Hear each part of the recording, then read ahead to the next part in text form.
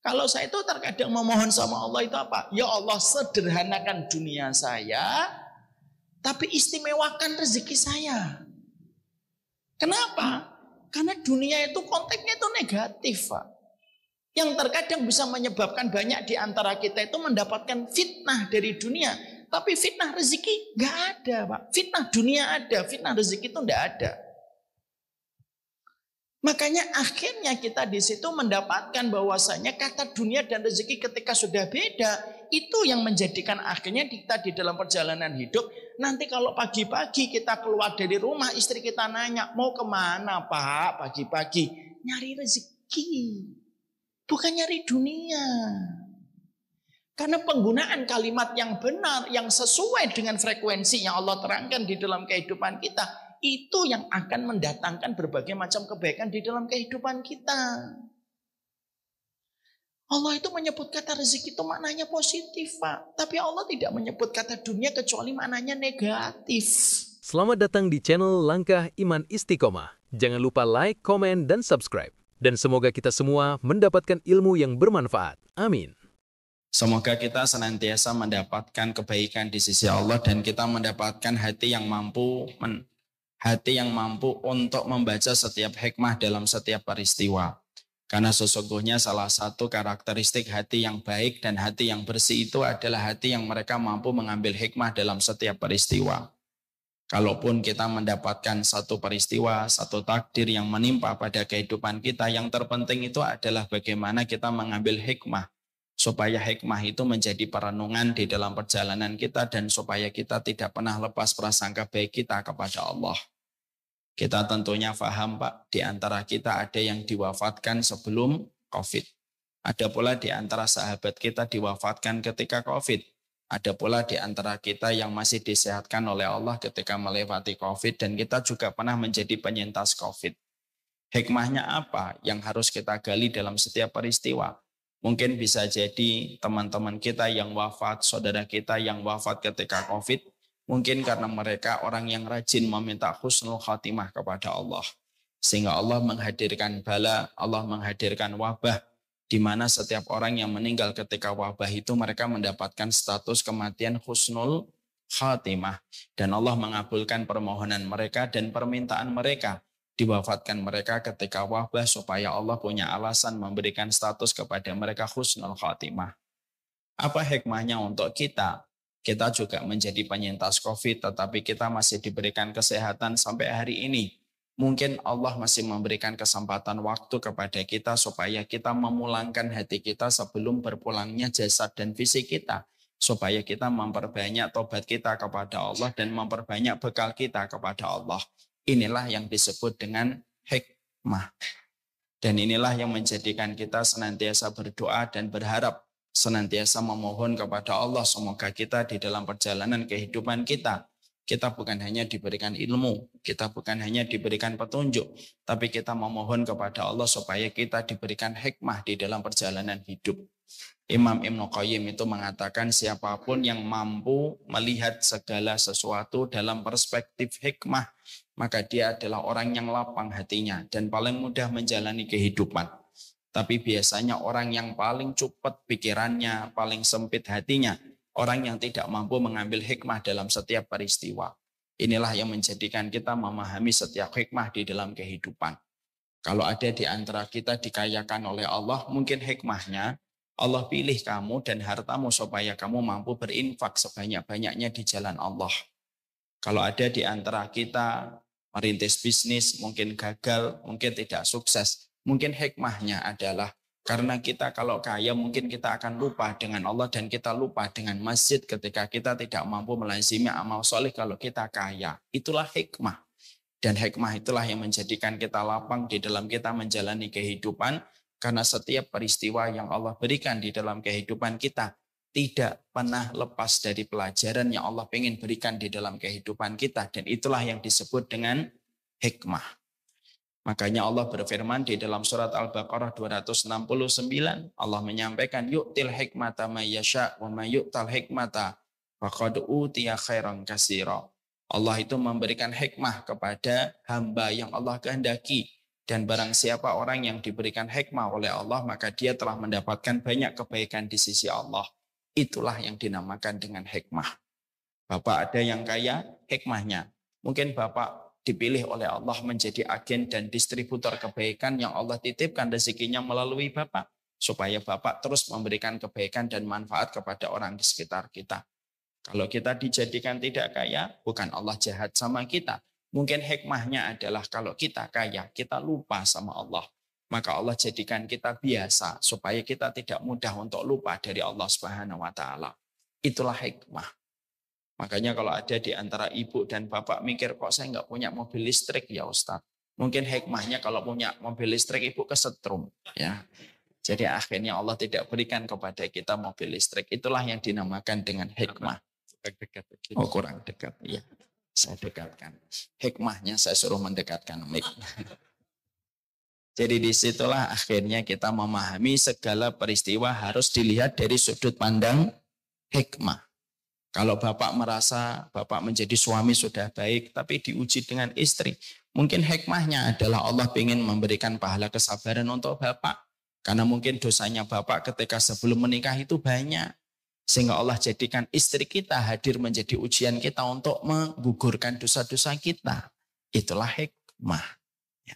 Makanya nanti kalau istri kita lagi ngambek Pak, maka kita memahami, oh dia sedang menggugurkan dosa-dosa saya.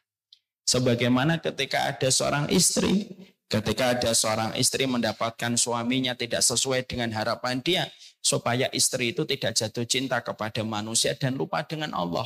Berapa banyak perempuan jatuh hati kepada suaminya dan akhirnya dia menandingi cintanya dia kepada suami sebagaimana cintanya dia kepada Allah. Akhirnya dia tidak sadar telah menduakan Allah dengan suaminya. Itulah hikmah. Jadi kadang-kadang ada istri, kenapa kok dijadikan suaminya tidak baik? Supaya cintamu hanya kepada Allah dan tidak cinta kepada makhluk. Kenapa kita kok mendapatkan istri terkadang tidak sesuai dengan harapan kita? Mungkin hikmahnya. Supaya kita mendapatkan pahala kesabaran. Ketika pahala kesabaran itu kita dapatkan, itulah yang menjadikan kita banyak gugur segala dosa dan segala kemaksiatan yang pernah kita lakukan. Jangan pernah lepas memahami segala sesuatu dengan hikmah. Dan itulah yang kita minta kepada Allah supaya kita diberikan kemampuan membaca hikmah dalam setiap peristiwa. Ya, semoga Allah memberikan anugerah itu di dalam hati kita. Amin insyaallah. Alhamdulillah tentunya senantiasa kita bersyukur kepada Allah atas setiap nikmat yang Allah berikan kepada kita. Syukur itu bukan anjuran, tetapi syukur itu merupakan bagian dari sebuah kewajiban. Karena kewajiban hati itu sebagaimana kewajiban fisik. Kewajiban fisik ada yang dinamakan dengan sholat. Kewajiban fisik ada yang namanya ketika kita melakukan tawaf, ketika kita melakukan haji, ketika kita wukuf, itu merupakan kewajiban fisik kita kepada Sang Khalik. Tapi ada kewajiban hati, dan kewajiban hati itu intinya ada 3, kata Imam Ibnu Qayyim. Yang pertama, yaitu ridho terhadap setiap keputusan takdir yang Allah berikan kepada kita. Karena takdir itu tidak pernah salah. Dan Allah tidak pernah mengeluarkan produk takdir yang cacat di dalam kehidupan kita. Maka sikap kita cuma satu. Kita ridho kepada setiap penentu dari setiap kejadian yang Allah berikan di dalam kehidupan kita. Makanya ridho terhadap takdir itu penting. Karena produk dari setiap takdir yang Allah berikan kepada kita tidak ada yang salah. Kalau ada di antara kita yang mengatakan takdir ini salah, pertanyaan kita adalah terus siapa yang benar kalau takdir itu kita salahkan yang datang dari Allah? Allah tidak pernah salah dan Allah tidak pernah keliru di dalam menetapkan setiap peristiwa di dalam kehidupan kita. Makanya kewajiban hati kita yang pertama itu ridho kepada takdir.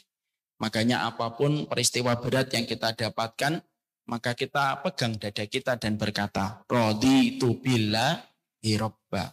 Saya ridho ya Allah terhadap setiap keputusan apapun yang kau berikan kepadaku. Tidaklah seorang laki-laki, tidaklah seorang perempuan, ketika mereka telah ridho kepada Allah, kecuali ridhonya mereka itu menjadikan matinya mereka itu husnul khatimah, kata Ibnu Umar. Makanya siapapun yang telah menjalani kehidupan, melewati angka 40, melewati 50, melewati 60, Dan kita paham tidak setiap peristiwa yang kita lewati semuanya itu menyenangkan untuk kita. Ada yang terkadang kita ditipu, ada yang terkadang kita dibenci, ada yang terkadang kita difitnah sama orang. Maka kita berikan keridhaan kita. Karena sesungguhnya kalau kita ridho, tidak ada yang pulang kepada Allah dengan hati yang ridho kecuali matinya husnul khatimah, kata Ibnu Umar. Saya pernah ditipu Ustaz, ridho Pak, sudah selesai. Saya pernah dihujat, sudah ridho. Apapun peristiwa yang kita dapatkan tidak ada yang salah. Karena tidak ada ketetapan takdir yang bersifat keliru di dalam kehidupan kita. Makanya saya pernah tanya sama ibu saya dulu, kenapa kok ibu diberikan 2 anugerah anak cerebral palsy? Saya melihatnya pada saat itu mengatakan kepada ibu saya dengan bahasa anak-anak yang polos, Pak. Saya ngomong, kenapa ya kedua kakak saya cacat mental, Bu? Ibu saya itu mengelus kepala saya dan berkata, makhluknya Allah itu tidak ada yang cacat, Nak. Karena takdir Allah itu tidak ada yang cacat. Semuanya istimewa. Cuma kita yang tidak paham terhadap apa keistimewaannya itu. Itulah yang menjadikan kita paham, keridhaan itu merupakan poin penting sebelum kita pulang kepada Allah. Kalau kita sudah usia 40, apa yang harus saya persiapkan Ustadz? Ridho. Apapun peristiwa yang terjadi pada kehidupan kita itu ridho. Jangan sampai kita rajin sholat, jangan sampai kita rajin sedekah, jangan sampai kita rajin puasa, tetapi hati kita tidak ridho kepada keputusan yang Allah berikan. Tidaklah hati yang kecewa dengan takdir, kecuali pulangnya berhadapan dengan pembuat takdir. Tidaklah orang marah terhadap takdir, kecuali dia berlawanan dengan pembuat dan perumus takdir dalam kehidupan yang akan dia temui dalam kehidupan di akhirat. Dan itulah yang mengerikan kalau kita tidak ridho kepada setiap apapun yang pernah kita lewati dalam kehidupan. Makanya Nabi sampai mengatakan fima maknah di dalam salah satu hadisnya, lau anfaqta misla jabala Uhudin dhahaban maka bilallahu minka hatta tu'mina bil qadari khairih wa syarrih. Sesungguhnya kalau kamu infak 1 gunung Uhud emas, Allah tidak ingin terima. Infak kamu 1 gunung Uhud emas lebih besar daripada Freeport. Kalau kamu infak 1 gunung Uhud emas, tetapi hatimu tidak ridho kepada takdir, kata Nabi, Allah tidak ada hajat. Dan Allah tidak kepingin menerima amal sedekahmu, walaupun seberat gunung Uhud emas, kalau hatimu tidak ridho. Makanya kalau kita nanti bertengkar sama suami istri, bertengkar suami istri itu wajar, tapi jangan sampai menggugat takdir dan mengatakan, coba saya dulu nggak nikah sama kamu. Suaminya nanti balas, sama. Dan juga kalau nggak nikah sama kamu juga alhamdulillah lebih lapang. Jangan gitu. Kita boleh marah, kita boleh kecewa, tapi jangan mengungkit-ungkit takdir yang Allah berikan kepada kita. Siapapun istri kita itulah takdir terbaik. Dan siapa yang mengirimkan istri kita kalau bukan Allah? Siapa yang mengirimkan suami kita kalau bukan Allah? Apakah semua peristiwa terjadi secara random dan secara tiba-tiba begitu saja? Tidak mungkin, Pak. Semua terjadi karena ketentuan Allah. Dan itulah yang menjadikan kita paham ketentuan hati dan kewajiban hati yang pertama itu apa? Ridho terhadap takdir. Yang kedua, sabar ketika kita mendapatkan musibah di dalam kehidupan kita. Karena sesungguhnya sabar itu ujungnya pasti memberikan kepada kita sesuatu yang melapangkan hati. Yang ketiga, kita bersyukur terhadap setiap nikmat yang Allah berikan di dalam kehidupan kita. Kalau kita sudah bersyukur dan syukur kita diterima sama Allah dan syukur kita dicatat oleh malaikat raqib dan syukur kita betul-betul sesuai dengan perintahnya Allah, Allah akan memberikan kepada kita sebuah buah yang manis dari sikap syukur kita. Apa buah yang manis dari sikap syukur kita? Disederhanakan keinginan kita dan dicukupi kebutuhan kita. Kalau kita sudah sederhana di dalam keinginan, karena syukur kita diterima, orang yang sederhana di dalam keinginan itu mudah bahagia. Yang susah bahagia bukan orang miskin, yang bahagia bukan orang kaya, bukan. Kata Ibnu Qudamah, orang kalau bahagia itu orang yang sederhana dalam keinginan. Dan siapa orang yang Allah sederhanakan di dalam keinginan? Orang yang syukurnya diterima sama Allah itu pasti disederhanakan keinginan. Bapak kalau tidak banyak keinginan, gampang bahagia atau tidak bahagia? Gampang. Kayak anak kecil, Pak. Anak kecil tuh gampang bahagia. Tuh lihat anak kecil yang ikut kajian. Dia ngelihat bapaknya sehat, dia ngelihat ibunya sehat. Senang atau tidak senang? Senang. Dibelikan es teh, senang. Dibelikan es dawet, senang. Dibelikan jajan yang harganya mungkin cuma 2.000, senang dia, Pak. Kenapa anak kecil itu mudah bahagia? Karena tidak banyak keinginan. Tidak ada anak kecil itu di pojok kamar, matikan lampu kamar, diem gitu. Kenapa anak sedih gitu? Mikir utang, tidak.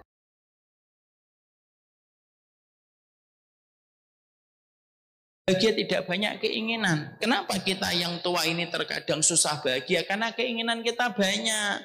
Kita pengen BPKB. Nah ini nih pelaku-pelakunya. Kita pengennya sertifikat. Tidak ada habisnya, Pak. Kalau keinginan itu tidak ada habisnya, kita tidak akan pernah bahagia.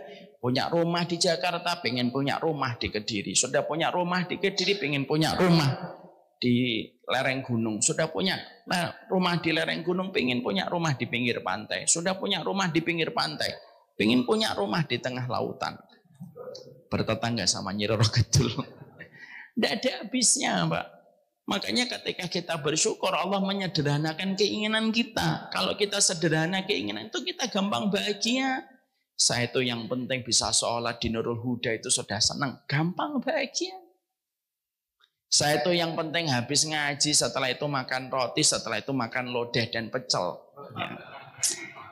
Ya, pecel Kediri gitu kan. Panitianya belum ngasih pecel Kediri, sudah ngasih saya tugas. Maka sesungguhnya kalau kita ini gampang bahagia, gampang sederhana, gampang keinginan, gampang bahagia, Pak. Karena begitulah kuncinya Allah ketika membahagiakan kita. Makanya jangan kita berpikir yang kaya pasti bahagia, yang miskin belum tentu bahagia. Belum tentu. Berapa banyak orang miskin kadang bahagia, dan belum tentu orang yang kaya itu bahagia. Dan itulah yang menjadikan kita paham. Syukur kita kalau diterima, Allah menyederhanakan keinginan. Kalau sudah sederhana keinginan, akhirnya kita itu gampang untuk bahagia di dalam kehidupan kita, dan kita tidak terbebani dengan berbagai macam target di dalam kehidupan kita. Siapa orang yang paling tersiksa? Orang yang terbebani target setiap waktu. Itu orang yang mereka itu susah bahagia. Marilah kita menjadi hamba yang bersyukur setiap waktunya kepada Allah. Semoga Allah menyederhanakan keinginan kita, Pak. Kalaupun kita punya keinginan, keinginan itu akhirat. Saya ingin membuka pondok tahfidz, nah itu bagus. Saya ingin membuka sekolahan gratis, nah itu bagus, Pak. Tapi untuk duniawi, sederhana. Honda 70 sudah cukup. Kalaupun dikasih Mercy pun cukup, karena itu pun datang dari Allah. Yang penting dia tidak punya keinginan, tetapi dunia datang merangkak kepadanya, dan bukan dia yang merangkak kepada dunia. Dan itulah yang kita inginkan. Kita ingin gampang bahagia ketika kita gampang bersyukur. Jangan ngelihat teras kehidupan orang lain. Kalau kita suka melihat teras kehidupan orang lain, bulan ini dia beli apa, tahun ini dia bangun apa, kita susah bahagia, Pak. Tapi kalau kita fokus dengan apa yang Allah berikan kepada kita, insya Allah kita gampang bahagia di dalam kehidupan kita. Bersyukurlah. Sesungguhnya orang yang beriman itu adalah orang yang gampang bersyukur kepada Allah, dan tidak pernah kehabisan alasan untuk bersyukur kepada Allah dalam setiap perkara. Semoga kita menjadi hamba yang bersyukur kepada Allah. Amin, insyaallah. Bapak dan Ibu yang semoga Allah rahmati, kita tentunya paham di antara culture kita sebagai seorang manusia, dan terutama orang beriman, itu adalah bagaimana kita bekerja. Karena kita dituntut untuk kita supaya mandiri dan mampu memenuhi kebutuhan kita di dalam kehidupan kita, dan kita tidak boleh menjadi beban bagi orang lain. Akhirnya kita itu bekerja, dan sesungguhnya bekerja itu merupakan culture-nya orang yang beriman. Karena orang beriman itu tidak boleh berpangku tangan dan dia menjadi beban bagi orang lain. Para nabi mereka bekerja, Rasulullah pun pengembala kambing, Nabi Musa pun pengembala kambing, dan mereka pun bekerja. Karena pada dasarnya bekerja itu merupakan culture-nya sunnah. Tradisinya orang beriman itu harus bekerja. Dan tradisinya orang beriman itu tidak boleh berdiam diri di dalam rumah, dan dia tidak mencari rezeki yang Allah tuangkan dan Allah sebarkan di dalam kehidupan kita. Makanya Allah menyampaikan di dalam surat Al-Jum'ah ayat yang ke-10, fa idza qudiyatis salatu fantashiru fil ardi wabtaghu min fadlillah wadhkurullaha katsiran la'allakum tuflihun. Makanya Allah menyampaikan pada ayat yang ke-10 surat Al-Jum'ah, kalau sudah ditegakkan sholat Jumat, jangan lama-lama di dalam masjid. Fantashiru fil ardi, maka bertebaranlah kamu di atas muka bumi untuk mencari karunia Allah dan mengingatlah Allah supaya kamu menjadi orang yang beruntung. Ternyata yang menyuruh kita supaya jangan lama-lama di masjid ketika pada waktu Jumat siang itu Allah. Jangan tiduran, jangan lama-lama di masjid. Setelah kamu tegakkan sholat, setelah kamu zikir, setelah kamu berdoa, bertebaranlah dan carilah karunia Allah. Di mana itu Allah menyampaikan kepada kita supaya kita ini mencari sesuap karunia Allah yang Allah tebarkan di atas muka bumi ini. Allah juga menyampaikan di dalam surat An-Nur 37, laki-laki yang dipuji oleh Allah itu siapa? Bukan laki-laki yang panjang sujudnya semata. Laki-laki yang dipuji oleh Allah itu bukan hanya laki-laki yang berkali-kali umrah dan ketika dia berkali-kali tawaf. Tapi laki-laki yang dipuji oleh Allah itu laki-laki yang dikatakan di dalam surat An-Nur 37. Rijalun la tulhihim tijaratun wala bai'un an dzikrillah. Yaitu laki-laki yang mereka sibuk di dalam dagang tetapi dagangannya tidak melalaikan dia untuk mengingat Allah. Dan itu pun dipuji oleh Allah. Untuk menunjukkan kepada kita bahwasanya kita sebagai orang yang beriman itu tidak boleh di dalam kehidupan kita tidak bekerja. Tetapi bekerja itu merupakan bagian dari sebuah kewajiban kita sebagai orang beriman. Makanya kita pernah mendapati sebuah kisah nyata. Apa kisah nyata yang kita peroleh? Bagaimana seorang Umar bin Khattab pernah mendapati seorang pemuda di dalam masjid. Lalu pemuda itu tidak keluar dari masjid kecuali zikir setiap waktu dan zikir setiap hari dari pagi sampai malam dan tidak pernah keluar untuk bekerja. Maka Umar masuk ke masjid itu dan Umar langsung berkata dan ditendang pemuda tersebut, "Inna sama ala tumtiru dhahaban wala fiddatan." Kamu ini ngapain di dalam masjid terus-menerus? Sesungguhnya langit tidak menurunkan emas dan langit tidak menurunkan perak. Keluar dari masjid, carilah karunia Allah. Dan itu merupakan bagian dari sebuah culture yang ditekankan oleh Umar bin Khattab. Muslim itu harus bekerja. Makanya ada satu riwayat yang bagus sekali Pak, dari seorang ulama, dari muridnya, namanya Sabit Al-Bunani. Sabit Al-Bunani ini muridnya Hasan Al-Basri Pak. Pada satu waktu beliau itu akan hendak mengaji. Ketika hendak mengaji, beliau itu melihat satu peristiwa yang menjadikan beliau terlambat datang ke pengajiannya Hasan Al-Basri. Hasan Al-Basri pada saat itu sedang mengabsen satu persatu muridnya, tidak mendapatkan Sabit Al-Bunani dan berkata, "Mana Sabit?" "Ta'akhir." Telat. 5 ta'akhir. Kenapa dia telat? Kami tidak tahu. Ternyata setelah ditunggu oleh Hasan Al-Basri, sebagaimana Nabi Sulaiman mencari burung hudhud yang tertinggal dan terlambat, datang tergopoh-gopoh Sabit Al-Bunani. Dan ketika datang tergopoh-gopoh Sabit Al-Bunani langsung ditanya sama Hasan Al-Basri, "Lima ta'akharta?" Kenapa kamu telat? Kenapa kamu telat? Lalu pada saat itulah muridnya berkata, "Tadi ada peristiwa yang aku dapatkan di dalam perjalanan aku menuju ke majelis ini. Dan peristiwa itu membuatku telat datang ke majelis ini, wahai guruku." Hasan Al-Basri langsung tanya, "Peristiwa apa yang kamu lihat sampai kamu telat?" "Begini, tadi aku jalan. Ketika aku melewati pohon besar, ada satu burung yang aku perhatikan di atas dahan. Ternyata burung itu sakit dan patah sayapnya yang menjadikan dia tidak bisa terbang. Setiap terbang gagal, setiap terbang gagal, setiap terbang gagal. Maka aku penasaran, lalu bagaimana konsep rezekinya burung itu kalau dia tidak bisa terbang? Maka aku duduk, aku liatin dan aku lihat secara detail dan aku pengen perhatikan apa yang akan terjadi kalau burung itu sayapnya patah dan tidak bisa terbang. Pasti mati di atas dahan itu. Ternyata ketika aku melihat burung itu di atas dahan, di atas sarangnya dan dalam kondisi sayapnya ini patah, tidak lama setelah itu tiba-tiba Allah mengirimkan satu burung yang sehat yang terbang ke dahan itu. Dan burung itu membawa cacing. Lalu memberikan cacingnya kepada burung yang sakit. Lalu terbang kembali. Setelah itu ada burung lain lagi membawa cacing. Lalu diberikan cacing itu kepada burung yang sakit. Lalu terbang lagi. Tidak lama setelah itu ada burung lagi membawa cacing. Dan memberikan cacing itu kepada burung yang sakit. Yang patah sayapnya di dalam sarangnya. Dan memberikan cacing itu kepada burung yang sakit. Maka itulah yang aku dapatkan. Hasan Al-Basri sebagai gurunya lalu berkata, apa pelajaran yang kamu dapatkan? Apa hikmah yang kamu jumpai dari peristiwa burung yang patah sayapnya ketika kamu jumpai di atas dahan? Sabit Al-Bunani lalu berkata, hikmah yang aku dapatkan itu ternyata burung itu kalau sakit sekalipun Allah sudah mengatur rezekinya secara detail. Dan aku pun nanti mendapati pula kalau manusia itu pun semuanya telah dicukupi rezekinya dan tidak perlu khawatir terhadap rezeki dari Allah. Kalaupun dia tidak ngapa-ngapain, Allah yang mengatur rezeki datang kepadanya. Itu hikmah yang diambil sama Sabit.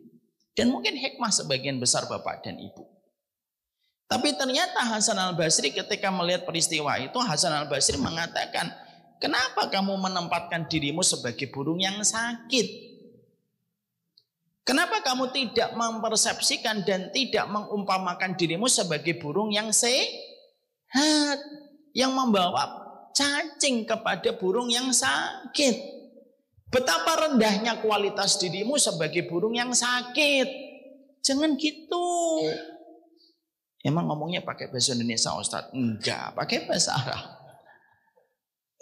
Tapi Hasan Al-Basri lalu mengatakan, coba kalau seorang mukmin itu memiliki hikmah sebagaimana dirimu, mungkin tidak ada orang mukmin yang bekerja untuk menolong orang lain. Kalau saya ketika melihat peristiwa kisah nyata yang kamu jumpai ketika melihat burung yang sakit, aku tidak menempatkan diriku sebagai burung yang sakit. Aku menempatkan diriku sebagai burung yang sehat yang membawa cacing. Aku akan bekerja, aku akan mencari karunia supaya setiap aku mendapatkan penghasilan dan mendapatkan rezeki, maka sesungguhnya aku akan bisa membantu burung-burung yang patah sayapnya supaya mereka tetap mendapatkan kehidupan di dalam peristiwa yang mereka jalani. Bapak-bapak ada hikmahnya kayak Hasan Al-Basri?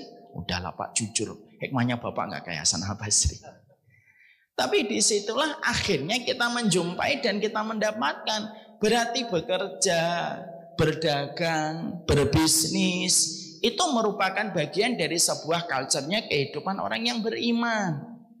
Ketika kita memahami bahwasanya bekerja itu merupakan culture kehidupan orang beriman, dan kita berbisnis pun merupakan ikhtiar kita untuk menjemput karunia Allah, pertanyaan yang terjadi setelah itu tuh sederhana dan simpel. Kalau nanti kita bekerja Ustadz, yang kita cari itu dunia atau rezeki? Karena ini pertanyaan basic dan pertanyaan sederhana yang terkadang kita tidak bisa menjawab. Kenapa banyak orang bekerja tetapi nilai mereka di sisi Allah bisa beda-beda? Kenapa banyak orang menggembala kambing tetapi nilainya Allah di sisi Allah itu berbeda? Kenapa ada orang yang berbisnis di pasar tapi nilainya Allah dan posisi mereka di sisi Allah itu bisa berbeda? Karena salah satu pembeda seseorang di balik pekerjaannya itu ada yang mulia, ada yang hina di sisi Allah. Itu disebabkan karena pada dasarnya setiap orang itu harus menjawab pertanyaan basic. Kita ini bekerja, sebenarnya kita nyari dunia atau nyari rezeki? Karena ternyata ada sebuah ilmu yang sederhana yang terkadang kita tidak bisa menjawabnya. Karena kita harus paham antara dunia dan rezeki itu ada dua makna yang berbeda. Dan kita harus paham apa bedanya dunia dan apa bedanya rezeki. Supaya nanti kita bisa melihat, oh yang saya cari selama ini ternyata dunia.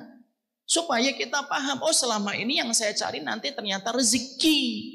Karena ketika kita nanti sudah paham yang kita cari dunia atau rezeki dan kita paham perbedaannya, kita akan tahu bagaimana memaknai setiap perjalanan kita ketika kita menjemput dunia atau menjemput rezeki. Karena orang yang mencari dunia ada polanya, orang yang mencari rezeki ada polanya. Orang yang mencari dunia ada karakternya, orang yang mencari rezeki ada karakternya, Pak. Dan dua perkara itu tidak bisa disamakan. Dua perkara itu tidak bisa disamakan. Makanya jangan sampai kita hidup sudah 50 tahun, kita hidup sudah 55 tahun, tapi ternyata kalau kita ditanya, kamu nyari dunia atau nyari rezeki? Kita tidak mampu jawab. Kenapa kita tidak mampu jawab? Kita tidak ngerti ilmunya dan kita tidak tahu kalau ternyata dunia dan rezeki itu ternyata memiliki titik perbedaan di hadapan Allah. Dan kita harus tahu tentang dunia dan rezeki itu perbedaannya apa. Supaya masing-masing dari kita itu bisa untuk melihat harta saya itu dunia itu, harta saya itu rezeki ya. Supaya dengan itu akhirnya kalau kita salah kita bisa memperbaiki. Kalau kita benar kita minta diistiqomahkan oleh Allah. Maaf ya Pak, nanti kalau sudah tahu ini dunia atau rezeki bukan untuk menghakimi orang lain ya. Wah ternyata kamu tuh nyari dunia bukan rezeki. Jangan menilai orang lain, tapi menilai diri kita. Kita akan bahas, tidak usah banyak-banyak lah. Walaupun perbedaannya ada 6 Pak, kita bahas 3 saja. Ya, karena saya tidak dapat roti, udah 3 aja. Apa bedanya? Masya Allah. Pecelnya ada Pak? Oh, enggak disiapkan insya Allah. Awas ya nggak ada pecel kecil ya. Kita bahas Pak nomor 1. Tapi ingat ya, nanti kalau kita sudah dapat 1 per 1 bedanya dunia dan rezeki, jangan untuk menghakimi orang lain. Ilmu itu tidak dipakai untuk menghakimi orang lain. Ilmu itu dipakai menghakimi diri kita dulu sebelum kita menghakimi orang lain. Sekarang apa bedanya Ustaz? Ya ono bedanya Pak. Dunia dunia, dunia, rezeki ra za qaf. Kalau dunia dal non ya. Tidak mungkin nggak ada maknanya dan tidak mungkin tidak ada perbedaannya. Pasti ada bedanya. Kita beda harokat di dalam bahasa Arab aja ada bedanya atau tidak ada bedanya maknanya? Beda Pak. Bapak jangan sampai salah membaca harokat di dalam Quran. Karena maknanya bisa berbeda. Kalaulah beda harokat saja ternyata bisa menjadikan maknanya berbeda. Apalagi komposisi hurufnya di antara keduanya itu beda. Yang satu dal nun ya, yang satu ra zai qaf. Dan kita harus paham bedanya itu apa. Dan mari kita bahas 1 per 1 bedanya dunia dan rezeki. Supaya kita tahu kita ini harusnya menjadi pencari dunia atau pencari rezeki. Para ulama lalu menerangkan. Yang pertama Pak. Bedanya dunia dan rezeki itu apa? Dunia itu sering disebut dalam konteks yang negatif oleh Allah. Dan berbeda dengan dunia dan berbeda dengan kata rezeki yang disebut oleh Allah di dalam Al-Quran ataupun di dalam hadis. Kalau kita mendengar kata rezeki itu konteksnya selalu positif. Beda dengan kata dunia. Yang dilaknat oleh Allah itu dunia atau rezeki? Dunia. Ad-dunya mal'unun wa mal'unun ma fiha. Dunia itu terlaknat dan siapapun yang ada di dalamnya dan apapun yang ada di dalamnya. Dunia itu terlaknat Pak. Kecuali orang yang belajar. Allah menyebut kata dunia itu dalam konteks yang negatif Pak. Makanya kalau ada orang gagal mendapatkan surga itu alasan pertamanya apa? Karena dia menjadi hambanya dunia. Kenapa kok yang disebut dunia tidak disebut dia hambanya rezeki? Tidak ada Pak. Karena ternyata kita mendapati ketika Allah menyebut kata dunia dan ketika Allah menyebut kata rezeki, itu konteksnya sudah beda. Makanya kalau kita membaca di dalam Quran ataupun kita membaca di dalam hadis, Allah selalu menyebut kata dunia itu konteksnya itu negatif semuanya. Tapi ketika kita membaca tentang rezeki, rezeki itu selalu konteksnya yang disebut oleh Allah itu positif. Makanya Nabi itu setiap habis subuh, apa dzikir yang tidak pernah ditinggalkan Nabi? Minta dunia atau minta rezeki? Minta rezeki. Apa doa yang tidak pernah ditinggalkan oleh Nabi kalau habis subuh?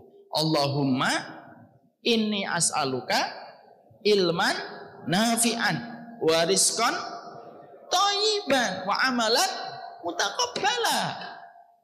Yang diminta oleh Nabi yang kedua setelah meminta ilmu itu apa? Meminta rezeki. Kalaulah rezeki itu negatif, mungkin enggak Nabi kita meminta rezeki kepada Allah? Enggak mungkin Nabi itu meminta yang buruk. Makanya akhirnya Nabi itu sampai meminta rezeki itu karena Nabi tahu rezeki itu konteksnya positif dan dipuji oleh Allah. Makanya Allah lalu menyampaikan yang di langit itu dunia atau rezeki? Rezeki. Wa fis samai rizqukum wa ma tu'adun. Makanya Allah menyampaikan di langit itu ada rezeki yang dijanjikan oleh Allah kepada kalian.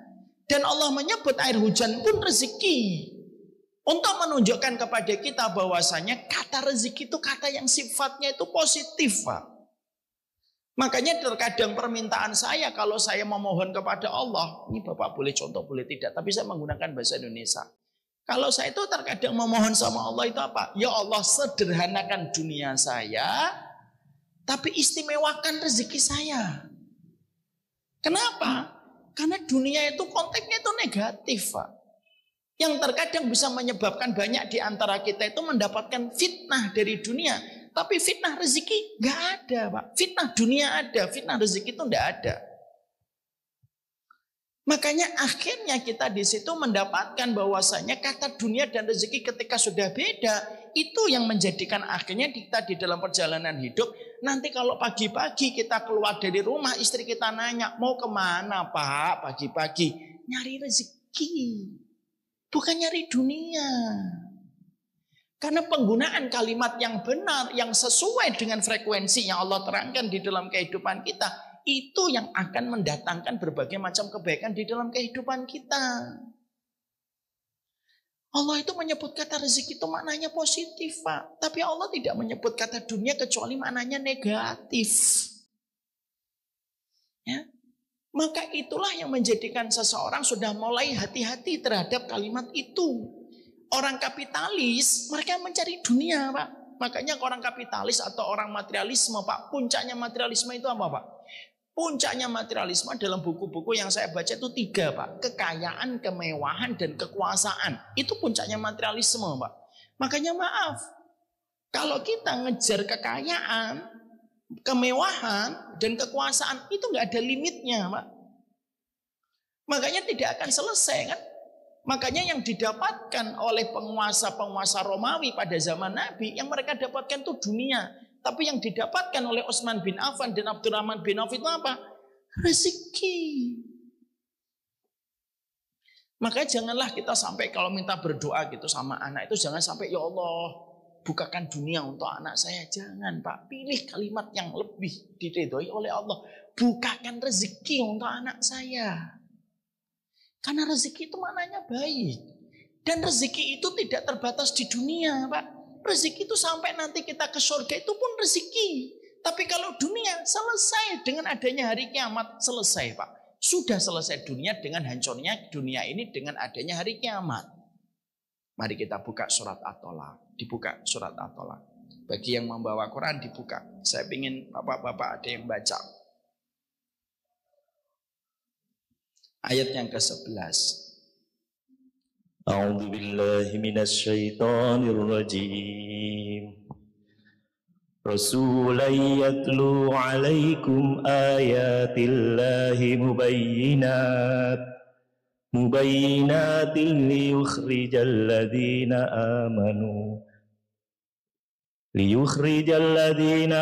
amanu wa 'amilus solihati minadh dhulumati ilan nur wa may yu'min billahi wa ya'mal sholihan yudkhilhu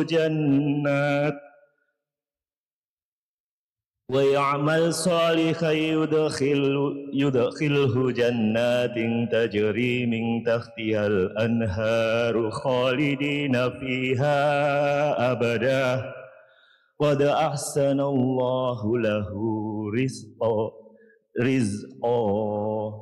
قد أحسن الله له رزقا.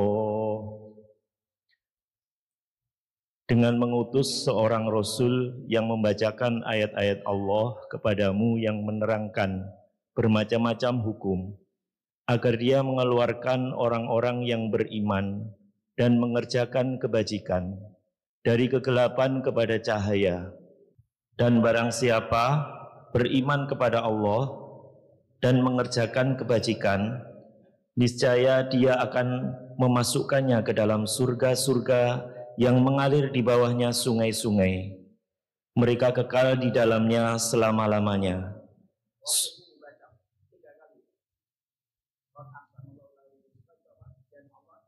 Qad ahsanallahu lahu rizqa. Sungguh Allah memberikan rizki yang baik kepadanya. Dan sungguh Allah memberikan rizki yang baik kepadanya. Dan sungguh Allah memberikan rizki yang baik kepadanya. Jadi Allah menyampaikan wa may yu'min billahi wa ya'mal shalihan yudkhilhu jannatin tajri min tahtihal anharu khalidina fiha abada. Allah itu menyampaikan siapapun di antara kamu yang beriman, beramal salih, dimasukkan oleh Allah ke dalam surga, mengalir sungai di bawahnya, kekal di dalamnya. Allah menutup closingnya itu indah, Pak. Apa closingnya? Qad ahsanallahu lahu rizqa. Itulah rezeki terbaiknya Allah berikan kepada manusia itu Pak. Itulah kenapa kita itu sering mendapatkan, kadang-kadang orang beriman itu tidak dikasih dunia, tapi dikasih rezeki sama Allah. Tapi bagi orang kafir, mereka tidak dikasih oleh Allah dunia, tapi tidak dikasih rezeki sama Allah, Pak. Jadi ketika dalam kehidupan kita akhirnya kita memahami dari konteks di situ adalah ternyata dunia dan rezeki itu memiliki perspektif yang berbeda.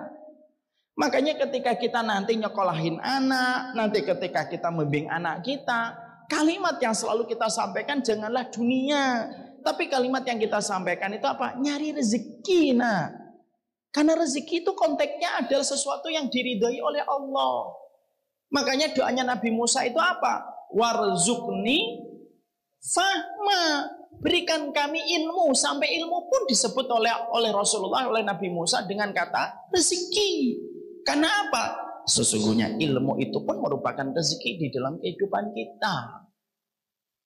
Makanya kalau ada di antara kita kok tidak diberikan dunia, tidak apa-apa. Yang penting tidak boleh luput dari rezeki. Dan rezeki itu tidak selalu melulu tentang urusan dunia. Gaji itu dunia, tapi apa yang kita dapatkan setelah itu ketika membangun kebaikan dalam kehidupan kita, itu namanya rezeki, Pak. Makanya maaf ya, hari ini ketika kita buka YouTube, ketika kita buka Facebook, kita khawatir jangan-jangan kita sudah terkontaminasi. Sehingga yang kita pikirkan itu dunia, nominal, profit, margin setiap waktunya. Tetapi kita tidak tahu bahwasanya yang kita butuhkan dalam kehidupan kita itu rezeki. Kita bisa mampu untuk sholat subuh, menerjang dinginnya sholat subuh, datang ke tempat ini. Itu kalau bukan rezeki dari Allah, apa namanya kalau bukan rezeki? Saya datang dari Bekasi, Pak. Bapak tadi berangkat sholat subuh jam berapa? Berangkat dari rumah, Pak. Jam 4, kalah sama saya, Pak. Saya sholat subuh di sini tuh berangkatnya jam 4 sore, Pak. Itu namanya rezeki, Pak. Makanya karena kita tahu dunia itu negatif, konteksnya, dan disebut oleh Nabi berkali-kali dengan dunia itu negatif, makanya yang kita selalu minta itu apa? Saya itu memintanya, ya Allah sederhanakan dunia saya, tapi limpahkanlah rezeki saya. Nabi tidak pernah memusuhi rezeki, tapi Nabi itu menjaga jarak dari dunia. Makanya salah satu doanya Nabi yang indah itu apa? Allahumma la taj'alid dunya akbaru hamina wala mablagha ilmina.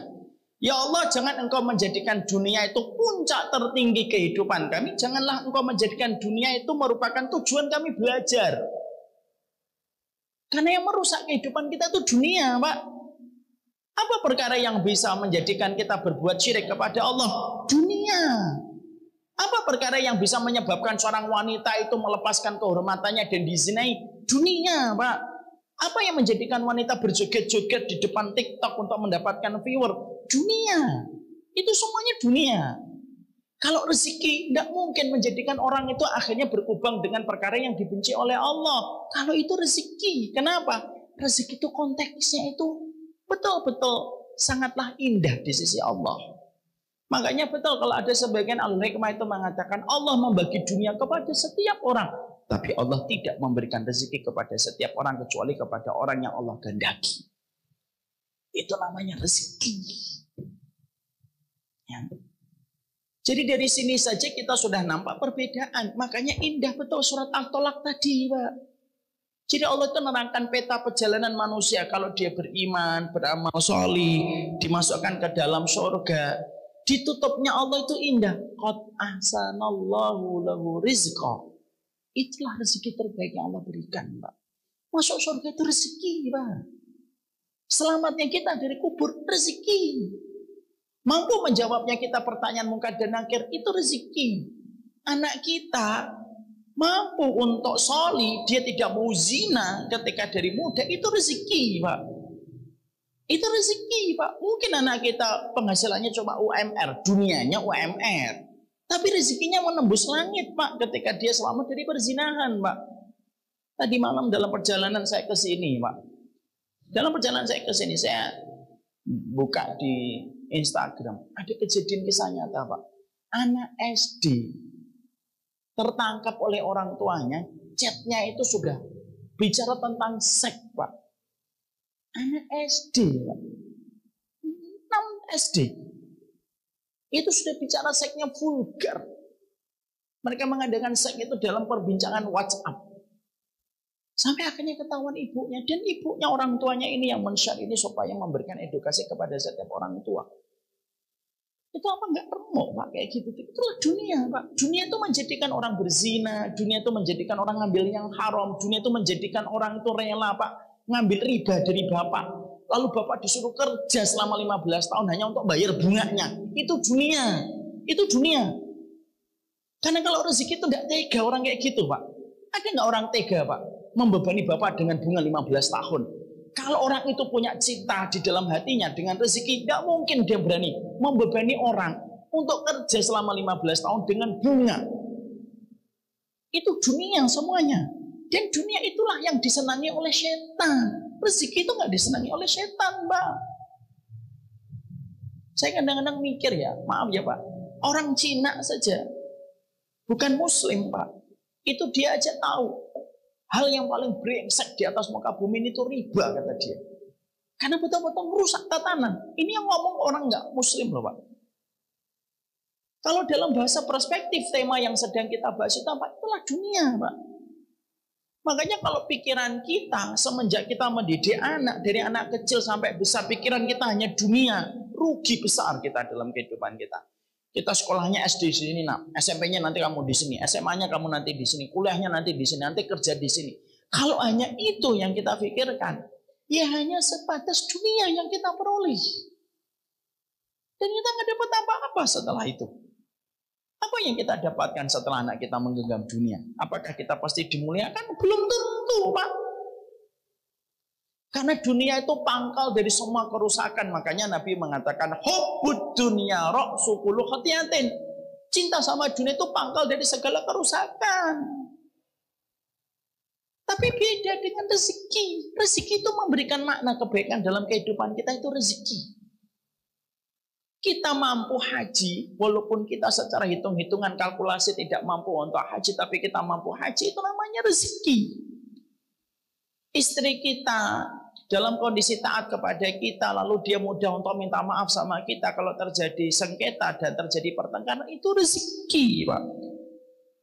Dan itulah yang pertama yang membedakan antara dunia dengan rezeki. Dan dalilnya clear, dalilnya jelas sekali. Surat At-Tolak ayat yang ke-11. Surat ke-65. Ketika Allah menyampaikan bahwasanya orang sampai masuk surga itu adalah rezeki. Jadi yang kita bangun, jadi kalau kita bangun, persepsi kita itu mindsetnya harus benar. Saya nyari rezeki. Kenapa Ustadz dagang? Saya bisnis, Pak. Saya dagang. Saya punya bisnis emas, saya punya bisnis minuman. Kenapa saya bisnis? Saya nyari rezeki, Pak. Saya nyari rezeki. Tapi kita berbeda dengan orang kapitalis. Orang kapitalis itu dia mencari dunia. Makanya kalau sudah beda, maka jalannya pun beda. Orang kalau mencari dunia, dia akan tidak peduli apapun cara yang akan dia dapatkan. Tapi orang kalau mencari rezeki, dia sangat peduli dengan cara. Dia sangat peduli dengan cara. Dan dia sangat peduli dengan metode apa ketika dia mendapatkan rezeki itu. Karena akhirnya sebagian ulama lagi menambahkan lagi, apapun yang didapatkan dengan cara yang haram, itu dunia. Tapi apapun yang didapatkan dengan kehati-hatian, itulah rezeki. Makanya akhirnya apa, Pak? Pangkal dari semua kebaikan itu kalau kita sudah mendapatkan rezeki yang halal. Doanya bapak terkabul, anaknya menjadi solih, istri menjadi taat. Itu pangkal kalau kita sudah dapat rezeki yang halal. Makanya akhirnya orang ketika mereka itu hanya nyari dunia, Pak, tidak peduli dunianya itu halal atau haram. Tapi orang kalau mereka sudah mulai sadar yang dicari mereka itu adalah rezeki, mereka berhati-hati terhadap setiap jalan dan proses ketika mereka mendapatkan itu untuk memastikan halal atau tidak halal. Kalau halal, diambil dengan cara yang hak. Kalau tidak halal, dia tinggalkan. Dan dia yakin apa yang Allah akan berikan kepadanya itu sebagai penggantinya lebih besar. Dan Allah itu menjanjikan kepada orang beriman itu apa? Dunia atau rezeki, Pak? Allah menjanjikan orang beriman dunia atau rezeki? Rezeki, Pak. Mana dalilnya, Ustaz? Wa yarzuqhu min haitsu la yahtasib. Allah memberikan rezeki dengan cara yang dia tidak pernah duga. Itu rezeki, Pak. Makanya kata orang beriman kadang-kadang mentok, kadang-kadang mentok, kadang-kadang mentok. Tiba-tiba datang pertolongan, itu namanya rezeki.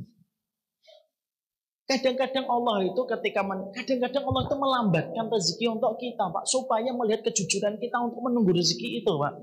Tapi kalau kita sabar menunggu, pasti yang Allah datangkan itu rezeki dalam kehidupan kita.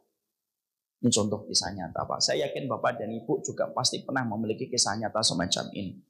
Saya pernah diceritain ibu saya, Pak. Ibu saya pada satu waktu itu mengajak tur rumah saya sendiri. Tiba-tiba, ayo nak jalan dari belakang. Mau pos ibu? Oh saya melaku teng pundi, melaku. Dari dapur diajak. Dapur bersih, tempat makan. Nah, ini engkau tak tinggali ya Nang, tolong dimanfaatkan. Ji. Terus ada namanya mesin jahit, Pak. Tahu mesin jahit butterfly? Bapak tahu mesin jahit butterfly? Tahu. Kalau yang mantok-mantok fix Anda kelahiran 70. Ada mesin jahit butterfly hitam, Pak, gosong. Ibu kemudian sanjang. Iki dulu kamu yang bakar. Ah masa sih Bu? Iya, kamu tuh dulu tuh bawa korek dari dapur tiba-tiba. Karena dulu mesin jahit butterfly itu kan kayak lemari, ya tahu Pak? Kayak lemari dia bentuknya. Terus ada taplaknya, terus saya sumut dengan pakai korek terbakar. Ibu terus bilang, ini nak mesin jahit bukan milikmu ya. Jangan diwaris. Ji, saya bilang gitu. Ji, Bu, insya Allah enggak, saya waris. Nah ini W.E. Sinten, miliknya siapa ini? Nah ini ada ceritanya nak.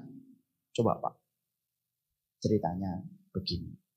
Dulu Bapak dan Ibu ketika lagi kesulitan saat itu, Bapak lagi keluar, dipecat dari pekerjaannya karena beliau menyampaikan satu nasihat, terus dipecat Pak oleh ownernya. Pada saat itu kami kesulitan finansial.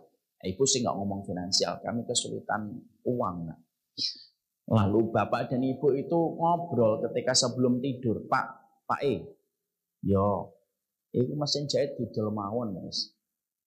Kan ora kanggo, nggak pernah dipakai, dijual aja kan lumayan. Itu kalau masih ada uangnya, nambah-nambahin kekurangan kita. Bapak saya pada saya itu nanya, lah Bu sudah nggak butuh, sudah nggak bisa, nggak kuat jahit. Ya wis kalau sudah nggak butuh ya dijual aja. Ya wis didol aja ya Pak. Ya wis didol, nek kowe wis rido ya didol mawon. Dijual akhirnya. Itu pembicaraan malam, Pak. Paginya Bapak pergi keluar ikhtiar nyari rezeki. Dan saat itu belum ada handphone, Pak. Belum ada Shopee, belum ada Facebook, apalagi TikTok. Bapak pergi, tiba-tiba pintu rumah diketuk sama orang. Ini ceritanya Ibu. Buka krek. Bu, J, ngapunten ya Pak. Katanya jual mesin jahit ya Bu. Ibu saya sempat mikir, cepet amat kabarnya tersebar.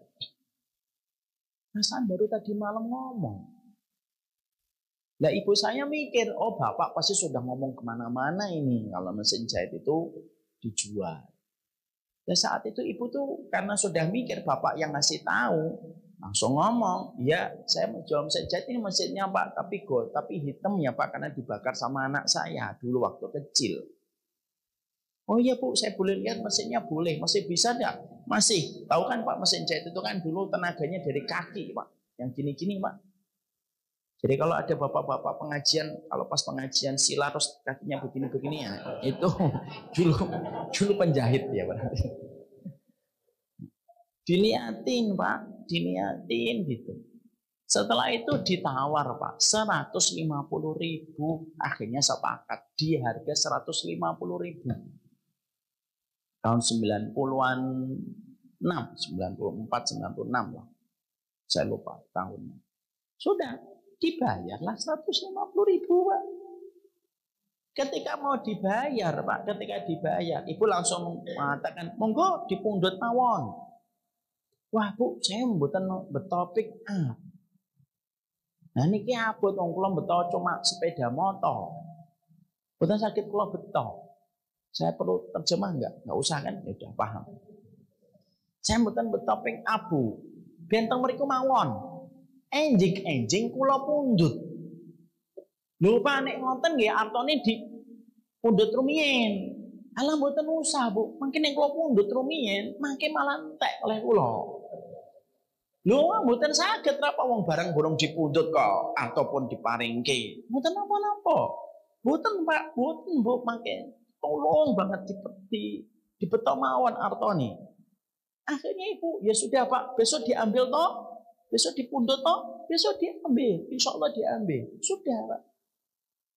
Ya sudah akhirnya beliau meninggalkan 150.000 pergi. Sudah pergi tidak lama setelah itu 2 jam 3 jam Bapak pulang. Nah Ibu kan ngomong, nih Pak uangnya orang yang kamu suruh datang ke sini nyerahin uang. Nah Bapak saya kan bingung. Lu ngomong, lu sopo sing datang? Tadi kamu bukannya cerita ke orang bahwasanya kita jualan mesin jahit. Saya belum cerita ke siapa-siapa. Coba. Demi Allah, aku belum cerita ke siapa-siapa. Nah, terus siapa itu? Nggak tahu itu. Sampai akhirnya Bapak dan Ibu tuh bingung. Uang 150.000-nya itu dijagain sampai 1 tahun Pak, nggak dipakai. Dan mesin jahit itu nggak pernah ada yang ngambil sampai hari ini. Sampai hari ini. Demi Allah. Saya kemarin pulang lihat mesin jahit. Hal semacam itu dunia atau rezeki, Pak? Rezeki. Wa yarzuqhu min haitsu la yahtasib. Allah menggunakan kata wa yarzuqhu, kasih rezeki, Pak. Makanya kalau kita lagi mentok langsung ngambil yang haram, kamu tuh rugi. Kamu membuang rezekimu dan kamu mengambil duniamu. Makanya kita nggak usah iri sama orang yang lapang cuma dunianya, Mbak. Yang kita iri itu lapang rezekinya. Saya yakin bapak-bapak pernah kayak gitu, utang tiba-tiba ada yang bayarin. Itu namanya rezeki, Pak. Saya punya teman, Pak, dulu di kuliah pagi-pagi, Pak. Dia ngomong sama saya, Umar, boleh nggak saya korot itu pinjem 5 juta. Buat apa? Istri saya hari ini sudah harus masuk rumah sakit, sudah mulai tindakan karena kelihatannya istri saya harus disesar. Nah, saya saat itu masih mahasiswa, Pak. Uang 5 juta saya nggak punya. Tampang saya saat itu tampang 1 juta, Pak, bukan tampang 5 juta. Saya nggak punya uang 5 juta, Mas, gitu. 1 juta nih, ambil nggak apa-apa. Tapi itu tabungan saya untuk makan sehari-hari ya. Ini nanti tak ganti gitu. Wah, kalau 1 juta kurang, ya sudah tabaruat. Tahu tabaruat, Pak? Tabaruat itu ngeteng, Pak. Sosial, ayo monggo siapa yang ini istri kita, teman kita mau melahirkan. Dulu kalau di fakultas syariah itu gitu, Pak. Makanya kadang-kadang saya heran sama teman-teman saya sendiri gitu. Dulu di kelas rukun, kok setelah di luar ceker-cekeran, nyesat-nyesatin. Dulu pernah satu bangku kok. Nggak usah marah, Ustaz. Saya nggak marah, saya tegas aja. Dulu itu satu bangku, Mak. Nah, di luar kok nyesak-nyesatin gitu. Gimana sih dulu itu konsepnya? Kita itu ngeteng, Pak. Cuma dapat nggak sampai 1 juta, Pak. Itu tahun 2006, 2007, Pak. Beliau nggak dapat uang. Setelah itu beliau, waduh nggak cukup. Tahu, Pak, beliau saat itu sudah punya handphone. Sudah punya handphone yang masih poliponik. Tahu poliponik? Ya. Yang handphonenya gede-gede segini tuh, Pak. Yang kalau misalkan mobil mundur dijadikan janggilan itu bisa. Itu tiba-tiba handphonenya itu bunyi, Pak. Dan bunyinya itu saat itu ngomong, Mas namanya ini ya? Iya, Pak. Mas ini ya bukan, Pak. Mas ini ya bukan, Pak. Mas ini bukan ya. Sampai saya tuh bingung ini apa yang kayak orang lagi bertengkar. Setelah selesai teleponnya dia cerita, tiba-tiba ada yang nelpon. Terus berkata, Mas ini namanya ini? Iya. Datang dari Kalimantan? Iya. Saya mau pesen sarung Kalimantan. Teman saya kan jawab, saya bukan pedagang sarung, Pak. Iya, Mas itu pedagang sarung. Bukan, Pak. Iya, Mas itu pedagang sarung kok. Saya kenal kok. Saya gak pedagang sarung, Pak. Iya, Mas itu pedagang sarung. Enggak, Pak. Iya, karena dipaksa. Akhirnya dia ngomong, ya sudahlah kalau Bapak maksa. Ini kisahnya ada, Pak. Ya sudah kalau Bapak maksa. Saya pedagang sarung, terus Bapak maunya apa? Saya pesan sarung, Pak. Segini, Pak. Yang warnanya ini yang khas Kalimantan. Bisa nggak mendatangkan berapa kodi untuk saya? Dia pikir ya sudahlah bantuin orang. Sudah dia bantuin orang. Sudah, Pak, coba saya telepon saudara saya dan keluarga saya di Kalimantan gitu. Nah gitu dong, Pak, enak kan gitu. Akhirnya nelfon keluarganya, datengin sarung karena itu dagang, dia ngambil untung, Pak. Ngambil untung. Setelah itu ditelepon kembali, dia ngomong, ada Pak sarungnya siap dikirim. Ya sudah, Pak, minta nomor rekening saya kirim, Pak. Lu nomornya dikirim, Pak. Langsung dikirim padahal barang belum dikirim. Saking percayanya, padahal ketemu aja belum. Untungnya tahu berapa, Pak? Untungnya yang 5 juta itu yang niatnya dia pengen utang itu, Pak. Itu namanya rezeki itu dunia, Pak. Itu rezeki. Makanya itulah yang terkadang sering kita lupakan. Teori semacam ini itu nggak pernah dibahas dalam teori materialisme. Teori semacam ini tidak dibahas di dalam fakultas ekonomi, Pak. Karena fakultas ekonomi itu hanya membahas sesuatu yang sifatnya eksak dan sesuatu yang sifatnya data. Tapi dalam teori orang beriman itu masuk. Ini materi ini masuk dalam kehidupan kita. Karena kita tahu itu apa? Itu dunia. Dan rezeki itu beda. Kalau kamu ngode dunia, ya dunianya memberikan sesuai dengan apa yang kamu cari. Tapi kalau kamu nyari rezeki, Allah memberikan kepadamu rezeki yang tidak disangka-sangka. Makanya maaf ya kalau ada orang kerja haram, rugi banget dia hidup sebentar nyarinya dunia dan tidak nyari rezeki, Pak.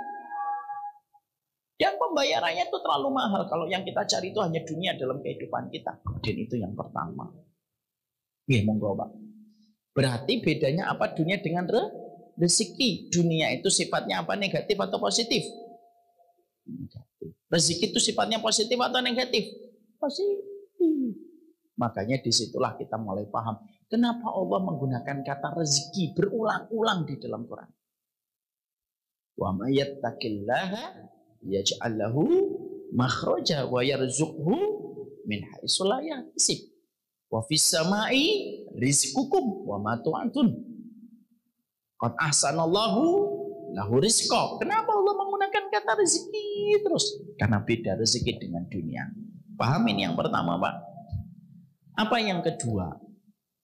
Yang kedua saya singkatkan aja lah, tidak usah panjang-panjang. Bedanya rezeki dengan dunia itu, Pak. Dunia itu sifatnya merusak, Pak. Kalau rezeki itu sifatnya mengawetkan. Ada orang, Pak, mendapatkan 100 juta, tapi kebutuhan dia 200 juta.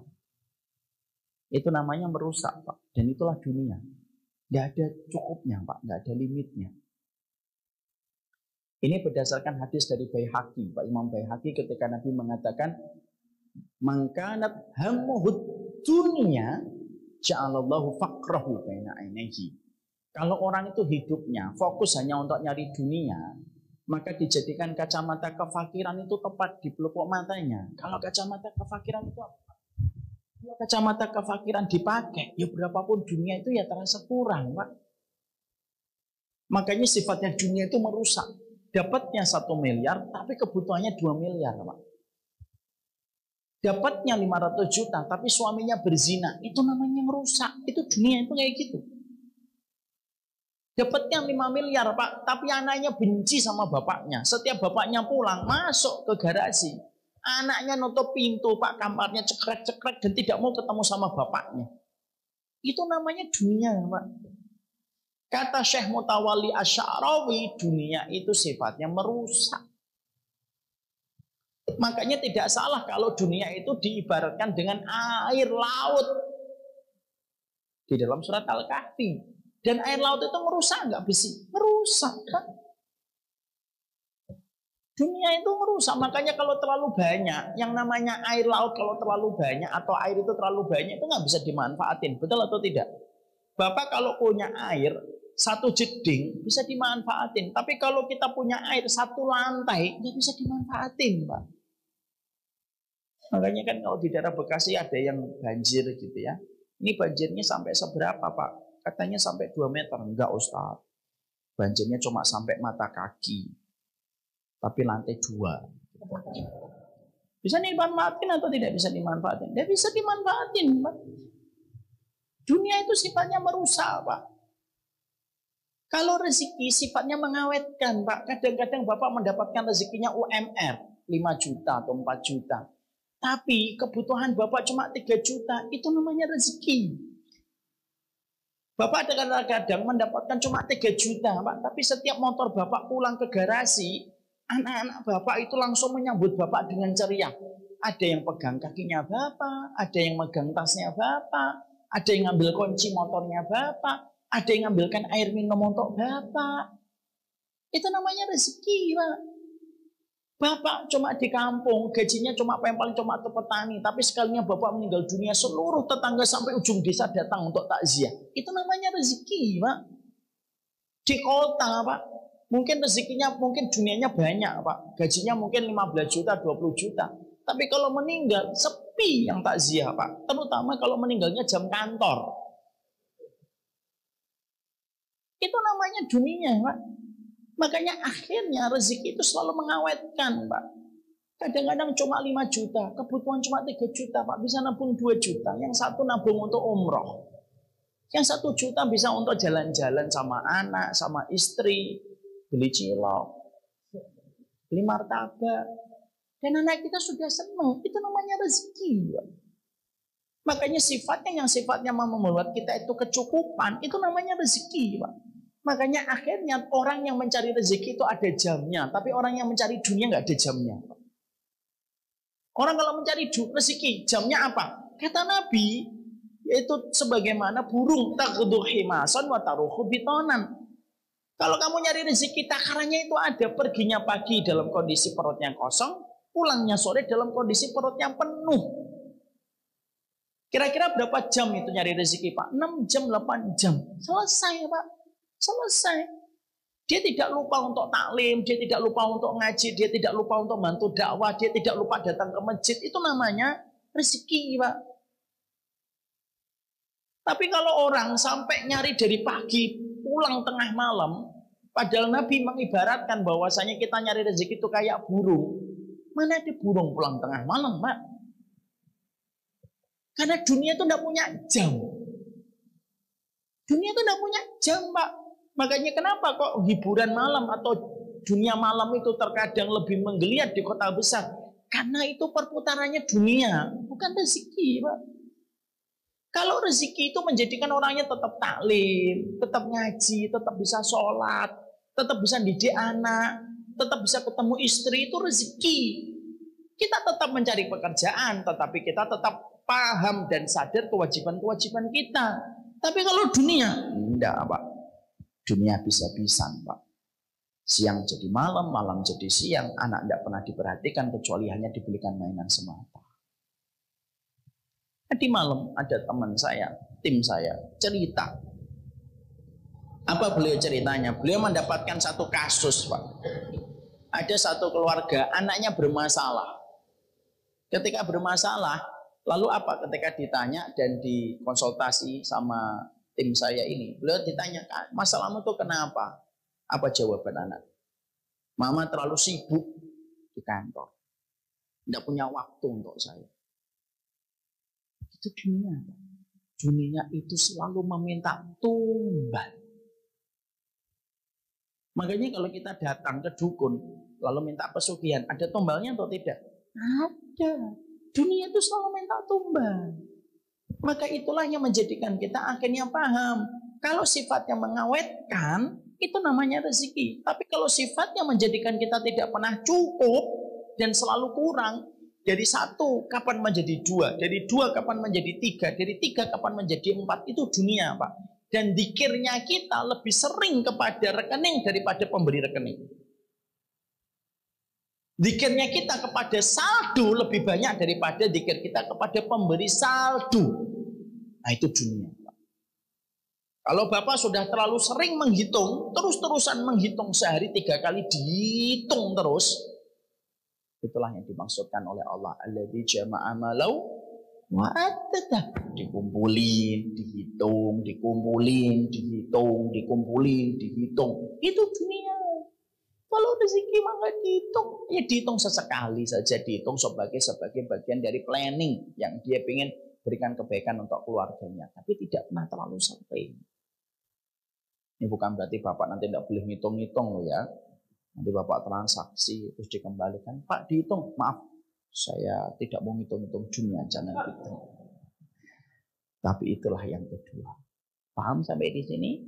Apa yang ketiga, keempat, kelima, sudahlah Pak. Kapan-kapan kita bahas, insyaallah. Kita tentunya berharap bahwasanya ilmu yang kita peroleh itu bukan banyaknya, tetapi ilmu yang kita peroleh itu bisa memberikan keberkahan untuk kita. Senang sekali bahwasanya saya dari Bekasi, dari tempat yang begitu jauh Pak, perjalanan ke sini itu 9 jam.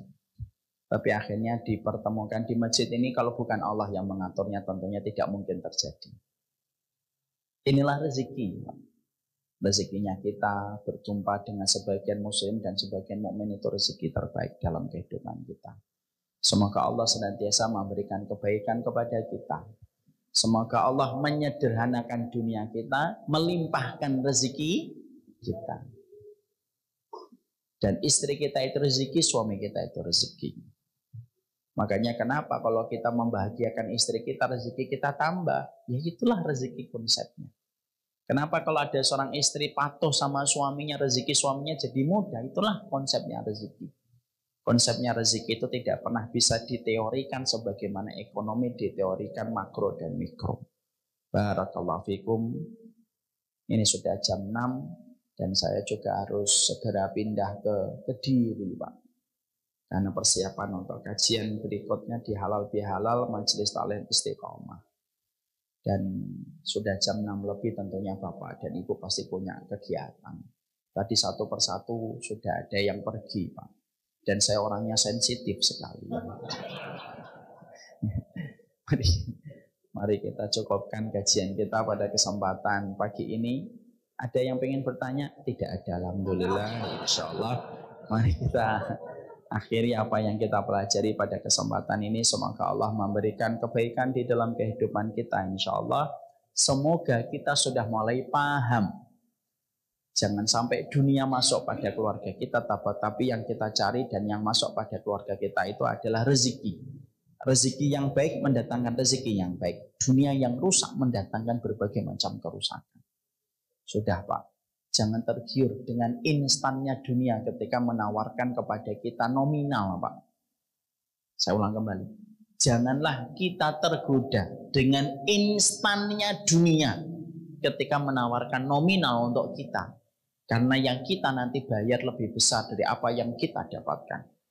Bapak kalau mendapatkan dunia 1 juta dengan cara yang tidak benar, maka Bapak membayar tumbalnya itu jauh lebih mahal daripada yang kita dapatkan. Semoga kita lapang rezekinya, sederhana dunia kita. Barakallahu fikum. Ini yang dapat saya sampaikan. Ini yang dapat saya terangkan pada kesempatan pagi ini. Nanti kalau kita berjumpa kembali, saya nanti malam juga ngisi di Masjid Nurus Shalihin. Nanti kita juga bisa jumpa kembali dan ketemu kembali. Yang majelis taklim yang istiqomah khusus akhwat ya, Mas Riki ya? Khusus akhwat atau ikhwan akhwat? Akhwat, khusus akhwat Pak. Jadi kalau Bapak datang tolong pakai gamis ya. Ini yang dapat saya sampaikan. Semoga Allah memberikan kebaikan untuk kita. Senang berjumpa dengan Bapak. Kelihatannya kalau saya berlama-lama, rezeki pecel ke diri saya semakin jauh. Maka izinkan saya untuk menyudahi kajian kita pada kesempatan hari ini. Semoga Allah selalu mengumpulkan kita dalam kondisi saling cinta, saling ridho insyaallah. Semoga bapak-bapak tetap senantiasa mengikuti. Insyaallah Ustadz Rifki ini orang solih Pak, yang saya kenal baik sekali. Bapak tidak salah untuk selalu mengambil beliau sebagai salah satu sumber ilmu insyaallah. Barakallahu fikum. Ini dapat saya sampaikan. Subhanakallahumma wa bihamdika asyhadu an la ilaha illa anta astaghfiruka wa atubu ilaik. Yang kita minta dunia atau rezeki? Mari kita berdoa sebentar sama-sama. Allahumma inni as'aluka ilman wa rizqan thayyiban wa amalan mutaqabbala. Semoga Allah memberikan rezeki untuk kita, rezeki yang membangun ketaatan kita, rezeki yang membangun kebaikan untuk kita. Ingat ya Pak, kalau yang dicari rezeki ada jamnya, dari pagi sampai sore. Dan kalau yang kita cari rezeki, tidak akan kita lupa kewajiban kita. Kewajiban sholat, kewajiban taklim, kewajiban mendidik istri, kewajiban mendidik anak, itu tidak akan pernah lupa sama pencari rezeki. Tapi pencari dunia tidak akan pernah peduli kecuali nominal yang dia ingin kumpulkan sebanyak-banyaknya. Betapa tragisnya pencari dunia dan betapa beruntungnya pencari rezeki. Wassalamualaikum warahmatullahi wabarakatuh. Alhamdulillahirabbil alamin. Ini yang dapat saya sampaikan. Subhanakallahumma wa bihamdika asyhadu an la ilaha illa anta astaghfiruka wa atubu ilaik. Assalamualaikum warahmatullahi wabarakatuh.